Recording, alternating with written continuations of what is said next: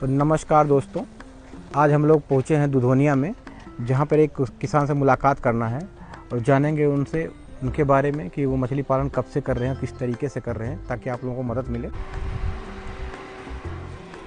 तो सर, सबसे पहले तो आप अपना परिचय दीजिए।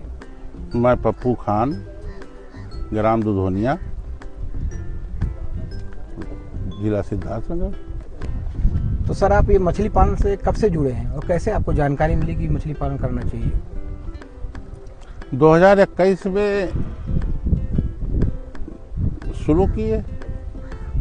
अब जुड़ना क्या, इलाका पाल रहा था तो हमने भी शुरू कर दिया। अच्छा, किसी का सपोर्ट मिला था आपको कि ऐसे? सपोर्ट किसी का नहीं मिला, सबसे देखते सुनते जानते सुनते एक दूसरे से शेयर करते हुए जानकारी अब यहाँ तक पहुँचे हैं। अब 21 से लेकर के 25 आ गई, चौथा साल चल रहा है। और धीरे धीरे पहले 2 तालाब था, फिर 2 तालाब के बाद 3 किए, 3 के बाद 6 किए, 6 के बाद अब 12 हो गया। और धीरे धीरे बढ़ ही रहा है, घट नहीं रहा है। अब है, लगे हैं और कामयाबी भी मिल रही है। और जब आप मेहनत करेंगे तो कामयाबी मिलेगी ही मिलेगी, आप कभी नुकसान में नहीं रहेंगे। बस फर्क इतने है कि आप फीड कौन सा देते हैं और फीड कैसे देते हैं, बच्चा कैसे बचाएंगे ठंडी में, कैसे आप इंतज़ाम करेंगे, कितने ट्यूबवेल लगाएंगे, लाइट की क्या सुविधाएं हैं, जनरेटर की क्या सुविधा है। पता लगा कि 3 दिन लाइट नहीं आया, उसी 3 दिन में आपका पानी ठंडा हो गया जनवरी और दिसंबर में, तो आपकी मछलियाँ मर भी जाएंगी। तो आप बिल्कुल 15 दिन ठंडी में, बारिश में भी 15 दिन बारिश में, कि बांध ना टूट जाए, बाढ़ आ गई, बहुत सारी दिक्कतें हैं। हम लोगों का तो खैर फ्लड एरिया है ही है। तो सर, ये जो आपका एरिया है, यहाँ पे कोई बाढ़ संबंधी कोई समस्या अब नहीं होता है? बाढ़ के संबंधी कोई परेशानी नहीं है, लेकिन अभी जब नहर बन गई है नई, अब ये पानी निकलने का रास्ता ही उन्होंने बदल दिया। अब कभी कभी जैसे पिछले साल पूरा भर गया था नहर थी, खैर नहर ने बहुत बचा लिया।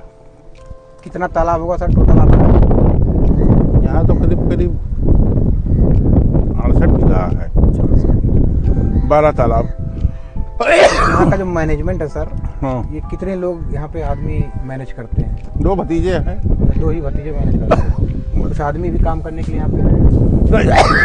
नहीं, सब कुछ खुद ही मैनेज करते हैं। तो सर, आप इस समय कौन सा दाना खिला रहे हैं, और पहले जो दाना खिलाते थे और अब जो दाना खिला रहे हैं उनमें क्या डिफरेंस है? बहुत फर्क है। गोदरेज खिलाए तो भी राम भरोसे, दयाल खिलाए तो भी राम भरोसे। सीपी में थोड़ा ठीक रहा, बढ़िया रहा, शानदार रहा। फिर जो दाना नया आया है गरहरा वाला, जब सिल्वर फिन कंपनी, हाँ, अपने यहाँ गरहरा वाला जी। जब हम लोग सीपी खिलाते थे इस तालाब में, तो तालाब चिल्लाता था, तो बहुत तेज तालाब हिलता था।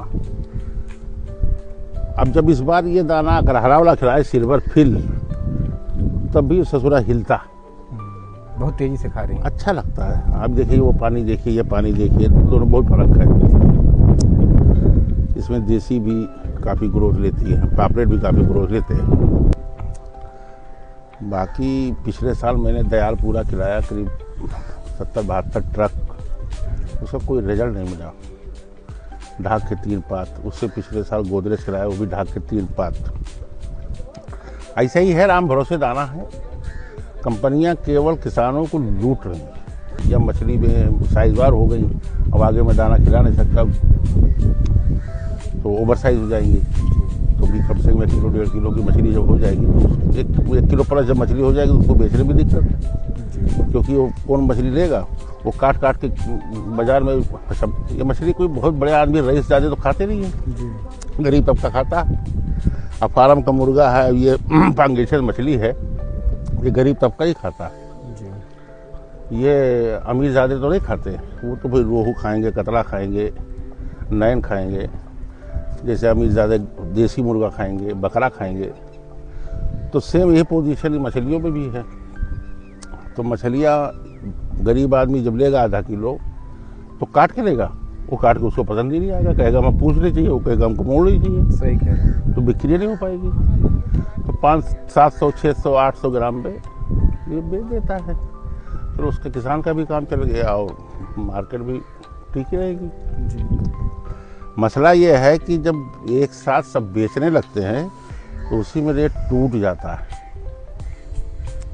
तो थोड़ा सा आदमी को संयम से दिमाग इसी में लगाना है कि संयम से काम करे, और दिमाग इसी में लगाना है कि उसकी मछलियाँ नवंबर तक 500 ग्राम 600 ग्राम की हो जाए जी।